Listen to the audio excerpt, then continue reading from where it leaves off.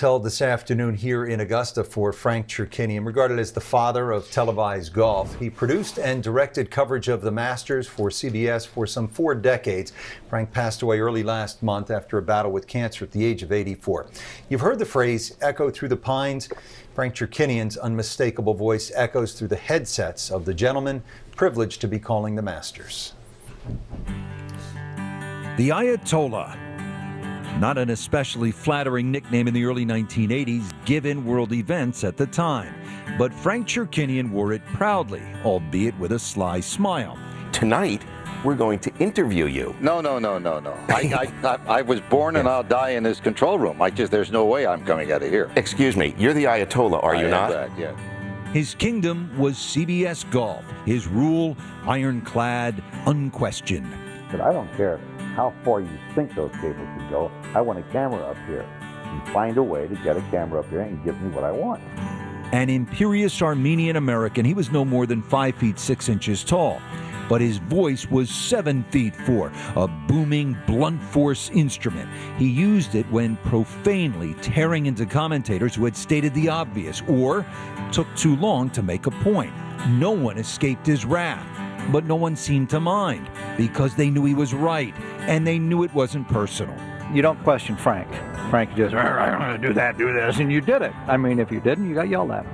The Ayatollah, the all-omnipotent one. He inspired fear, but loyalty above all. And he understood television. He understood drama. The one major difference I always felt between golf and other sports was the fact that golf presented a better stage than any other sporting event that I've ever seen. It's theater. It's not sport. It's theater. It is a dramatic presentation. And that was the way I always wanted to present these things. I have always railed against being called a sports director. I've done musicals. I've done everything there is to do. And sports directing was never one of my favorite tags, and it still isn't. He famously told his crew on Sunday of the 1986 Masters that if you can't make your comment in 4 words or less, then shut up. Those instructions gave way to the most famous 2-word call in golf history. Yes, sir.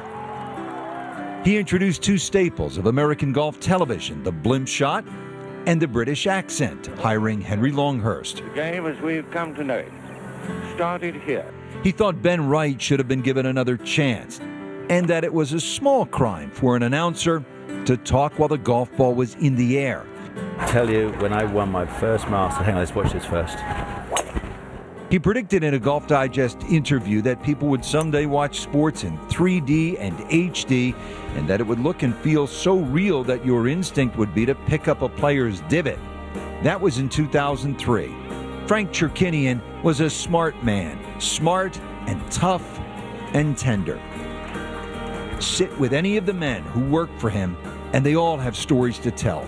Glorious and funny and vivid stories that get bigger and better with each passing year. Said one member of the CBS golf team, make no mistake, if another Frank Chirkanian came along today, he could not survive. He would be deemed politically incorrect and he would be run out of town. It's a different world today, and for Frank, school was dismissed just in time. The author of that quote, Frank Chirkanian himself, the one and only Ayatollah, the father of televised golf.